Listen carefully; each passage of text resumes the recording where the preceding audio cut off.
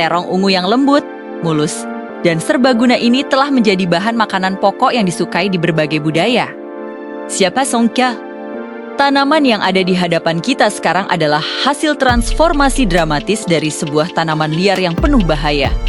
Bayangkan ini, nenek moyang terong bukanlah sayuran, melainkan seorang petarung yang dilindungi oleh duri tajam, memiliki rasa yang pahit dan bahkan beracun.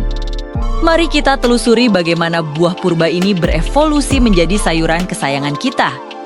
Asal-usul terong dapat ditelusuri kembali ke wilayah India dan Tiongkok ribuan tahun yang lalu. Dan hal pertama yang paling menarik dari sejarahnya adalah namanya. Dalam bahasa Inggris, terong disebut eggplant atau tanaman telur. Tapi, kenapa? Terong modern tidak terlihat seperti telur. Jawabannya terletak pada bentuk purbanya.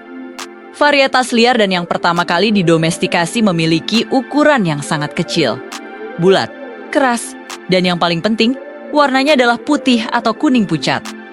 Ketika buah-buah kecil ini menggantung di batangnya, mereka memang terlihat persis seperti telur ayam atau telur bebek yang tergantung.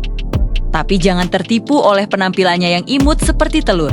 Eggplant purba ini adalah tanaman yang berbahaya, dan senjata utamanya adalah duri. Ya, terong purba dipersenjatai dengan duri-duri tajam yang tumbuh di sepanjang batang, daun, dan bahkan pada kelopak yang menutupi buah. Duri ini bukan hiasan. Ini adalah mekanisme pertahanan alami yang sangat efektif untuk mencegah herbivora datang dan memakan buahnya sebelum benihnya matang.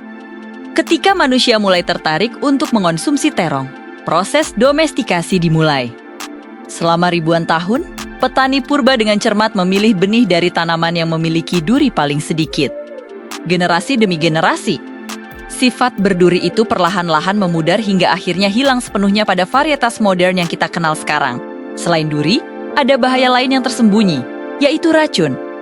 Terong purba mengandung tingkat solanin yang sangat tinggi. Sebuah senyawa alkaloid yang memberinya rasa yang sangat pahit. Solanin adalah mekanisme pertahanan lain. Ketika dimakan dalam jumlah besar, senyawa ini bisa menyebabkan sakit perut parah atau bahkan keracunan. Karena rasanya yang pahit dan potensi racunnya, terong awalnya ditanam bukan untuk dimakan. Catatan sejarah menunjukkan terong purba pertama kali digunakan sebagai tanaman obat. Barulah setelah bertahun-tahun melakukan seleksi dan persilangan, manusia berhasil mengurangi kadar solanin secara drastis, menghasilkan varietas yang lebih manis dan aman untuk dikonsumsi sebagai sayuran. Lalu, bagaimana terong yang putih dan kuning bisa berubah menjadi ungu gelap? Warna khas ungu cemerlang pada terong modern berasal dari pigmen yang disebut antosianin.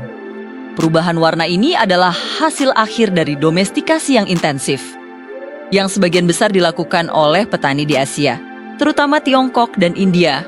Antosianin tidak hanya memberikan warna yang menarik secara estetika, tetapi juga mengandung antioksidan. Petani purba memilih tanaman yang menghasilkan buah yang lebih besar, daging yang lebih empuk, dan warna yang lebih dalam, semua demi menciptakan sayuran yang optimal untuk pasar dan konsumsi. Jadi, terong yang ada di meja makan kita hari ini adalah bukti luar biasa dari kekuatan seleksi alam yang dibantu oleh intervensi manusia. Dari buah telur liar yang pahit dan berduri, menjadi sayuran mulus, gurih, dan ungu yang kita nikmati sekarang. Namun, ada satu fakta menarik yang menunjukkan betapa kuatnya genetik purba. Meskipun terong sudah dijinakan, jika Anda menanam terong di kondisi tanah yang sangat buruk, stres, atau kekurangan nutrisi, terkadang sifat purbanya akan muncul kembali. Duri-duri kecil bisa tumbuh lagi pada kelopak buahnya, mengingatkan kita pada asalnya yang keras. Transformasi terong hanyalah satu contoh kecil dari evolusi makanan kita. Ada banyak buah dan sayur lain yang memiliki sejarah tak terduga. Misalnya, tahukah Anda, pisang purba dipenuhi dengan biji sekeras batu? Jika Anda ingin kami membahas transformasi dramatis makanan lain, berikan komentar di bawah. Terima kasih sudah menonton. Jangan lupa like, share, dan subscribe untuk konten menarik lainnya. Sampai jumpa di video selanjutnya.